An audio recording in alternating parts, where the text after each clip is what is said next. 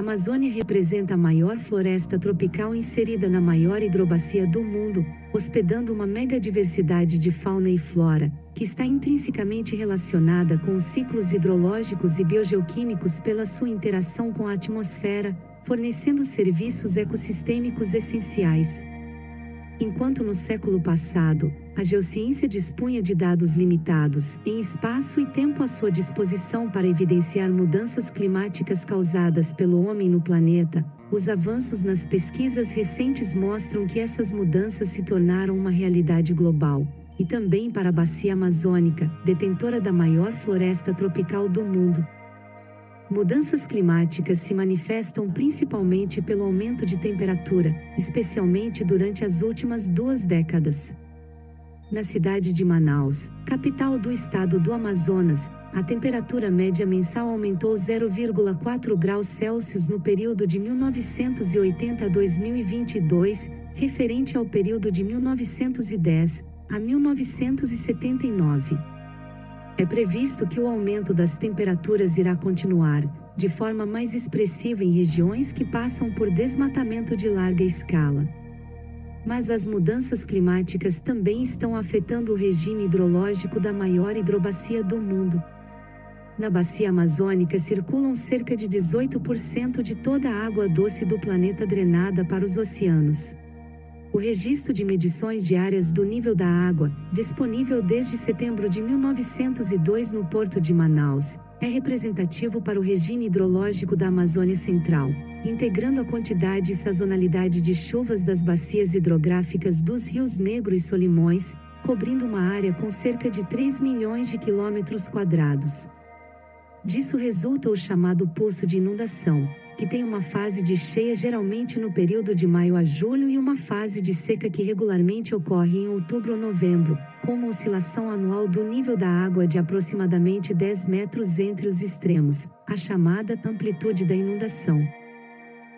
A subida das águas inundam anualmente vastas planícies alagáveis ao longo dos grandes rios, criando ambientes como as várzeas e os igapós.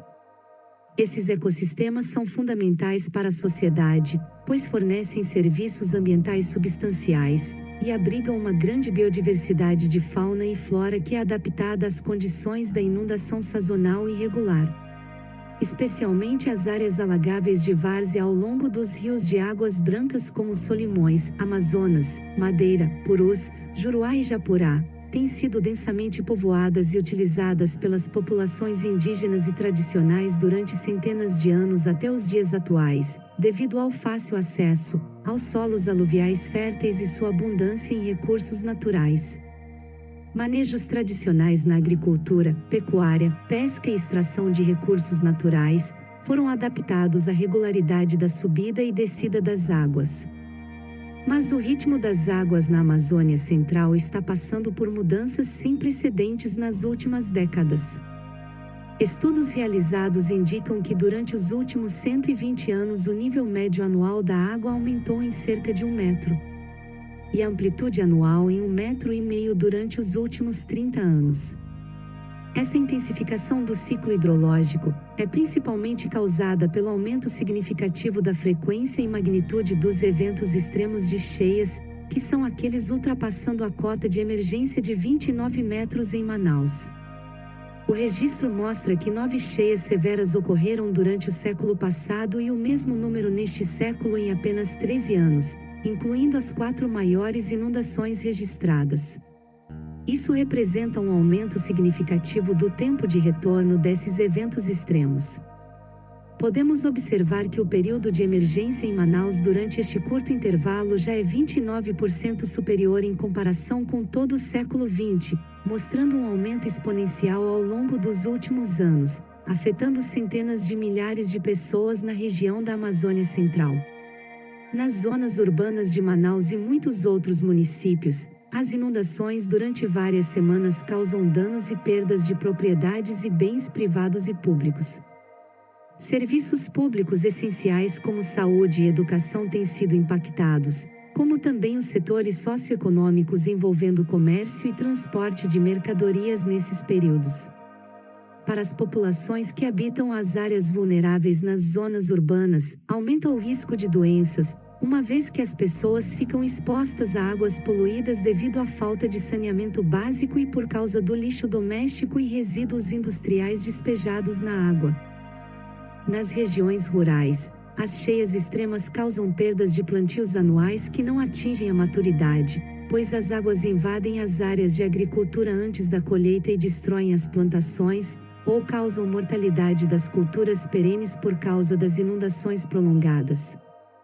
O gado tem que ser removido das planícies aluviais e transferido para áreas não inundadas da terra firme ou currais flutuantes, chamados de marombas, envolvendo custos elevados para a população ribeirinha. Esta mudança massiva no regime de cheias da maior bacia hidrográfica do mundo é um grande desafio para a sociedade e suas políticas públicas, pois a maioria das cidades e vilas ao longo dos grandes rios da Amazônia Central foram estabelecidas durante a época da colonização ou em fases mais recentes, como durante o ciclo da borracha.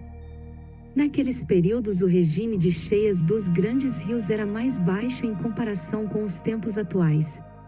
A intensificação do ciclo hidrológico demanda o desenvolvimento de novas tecnologias e os ajustes nos mecanismos existentes para mitigar os impactos nas zonas urbanas, como também a adaptação das formas de manejo tradicionais nas várzeas para garantir a sobrevivência das populações ribeirinhas. O Grupo de Pesquisa Mauá, do INPA, desenvolveu em parceria com várias instituições nacionais e internacionais, pesquisas para entender os mecanismos que induzem as mudanças do ciclo hidrológico. O aquecimento do Atlântico tropical e o simultâneo resfriamento do Pacífico Equatorial Central-Leste, durante as últimas 3 décadas, intensificou a célula de Walker que pode ser imaginada como uma ponte atmosférica por cima da Amazônia. Isso resulta em mais convecção, principalmente durante a estação chuvosa na região norte na bacia amazônica, aumentando as chuvas e, consequentemente, as cheias. Esses fenômenos resultam da variabilidade natural de grandes sistemas climáticos como a El Niño Oscilação Sul, a oscilação multidecadal do Atlântico e a oscilação interdecadal do Pacífico. O buraco do ozônio e o aumento das concentrações de gases de efeito estufa na atmosfera, que representam o componente das mudanças climáticas causadas pelo homem, resultaram em um deslocamento do cinturão de ventos do oeste no hemisfério sul em direção à Antártica durante as últimas décadas. Isso resultou no transporte de enormes volumes de água quente do Oceano Índico ao redor da África do Sul, e por meio da circulação meridional de capotamento do Atlântico, para o Atlântico tropical contribuindo para o seu aquecimento. Ou seja, a intensificação do ciclo hidrológico na bacia amazônica é resultado de variações e mudanças climáticas em nível global. Modelos robustos da previsão sazonal de cheias foram desenvolvidos e vêm sendo disponibilizados para os órgãos públicos competentes, para indicar com uma antecedência de mais de 3 meses a magnitude da cheia esperada anualmente na Amazônia Central. Os impactos das mudanças do regime hidrológico são estudados para as áreas alagáveis com uma abordagem inter- e multidisciplinar, integrando aspectos socioambientais e fornecendo informações relevantes para diversos grupos da sociedade. Contudo, a aplicação deste sólido conhecimento científico construído requer políticas públicas eficientes em diferentes níveis governamentais, interagindo com ONGs, setores privados e públicos e populações em zonas urbanas e rurais críticas, juntamente com a educação ambiental. Mas cada um de nós pode e deve também contribuir para mitigar os efeitos das mudanças climáticas.